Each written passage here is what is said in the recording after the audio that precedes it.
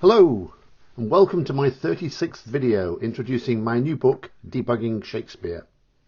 In the last video, I cast doubts on the existence of the gunpowder plot that I believe was a false flag event.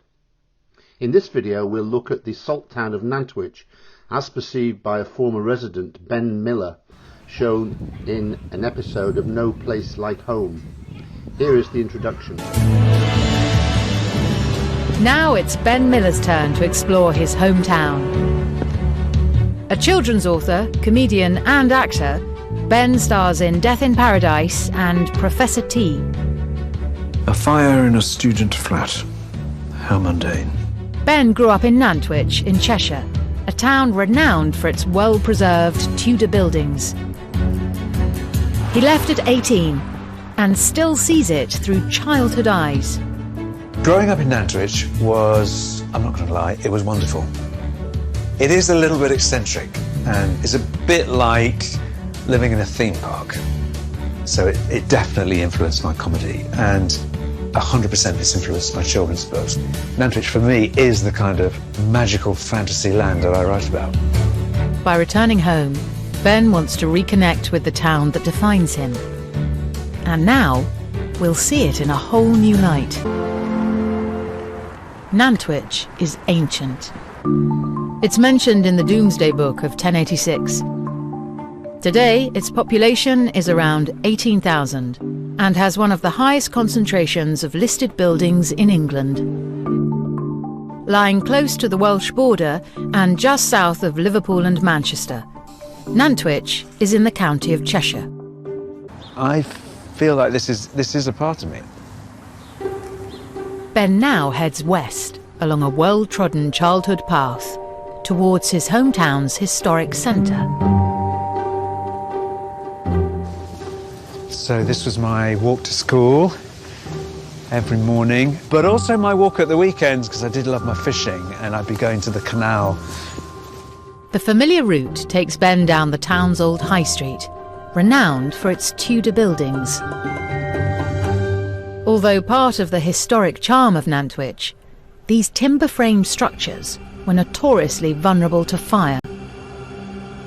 In 1583, a great fire broke out in Nantwich. It's an event recounted in many a local schoolroom.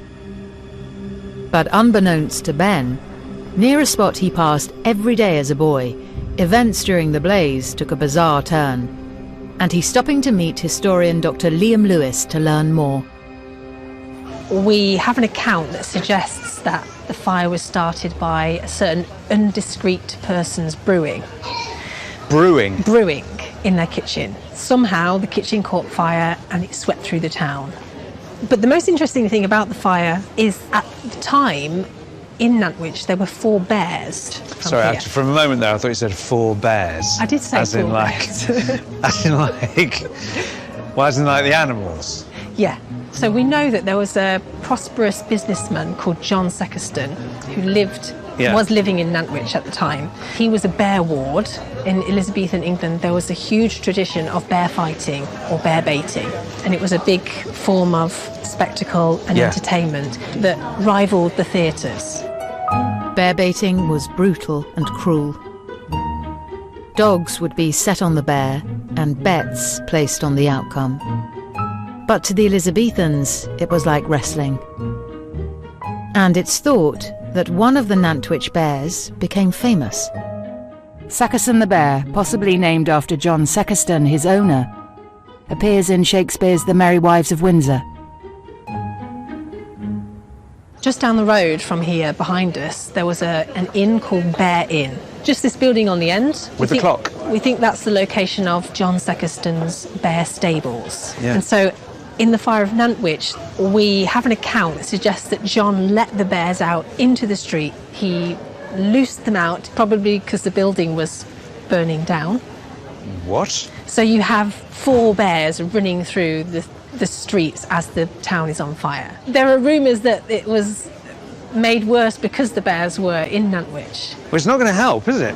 Some accounts say that the women were too scared to put out the fires because the bears were running around the town, and that the women would only put the fires out if men carrying weapons were with them. The fate of John Seckerston's 4 bears is unknown. But although only 2 people died in the fire, at least 150 buildings, then almost the entire town, burnt to the ground. This might have been the end of Nantwich. We think people probably would have sheltered in the church, which is just around the corner from here. Yeah. But Nantwich was known nationwide for its beauty as a medieval town. No. And so there was a big outcry at the time, and there were monetary funds raised across the country. All over the country? Yeah, from places like Bristol, Bury St Edmunds, all with the hope of re-beautifying Nantwich. And pretty much what you see today is the re-beautifying of Nantwich from all that money that was generated. Rebuilding of Nantwich. Yeah. It was wonderful to hear from an objective historian that Nantwich was so well loved in Tudor England that the entire country put their hand in their pocket to rebuild this beautiful town. And we've got bears, 4 bears running amok. I've always wondered whether the quirkiness of Nantwich is something that's influenced my comedy career, and I feel we have reached previously unassailed heights of quirkiness. What the video production team were not aware of or did not know is the town's association with at least 5 of the bard's suspected aliases. Geoffrey Whitney, the poet from Cool Pilot, Nantwich, John Gerard, the botanist, Thomas Paget, the minister, Roger Wilbraham of Dorfold Hall, Sir Ranulph Crewe of Crewe Hall, and Julien's Herring of Wrenbury, Nantwich. Certainly the town of Nantwich holds more secrets than at first appears. If you watch my series of videos from the beginning, you will discover even more. Thank you for watching. There will be many more videos like this in the near future. The only way to get a full appreciation of who the bard really was is to buy my book. It is available only on Shopify. Please scan the QR code shown with your mobile and you will have a direct link to Shopify. Thank you.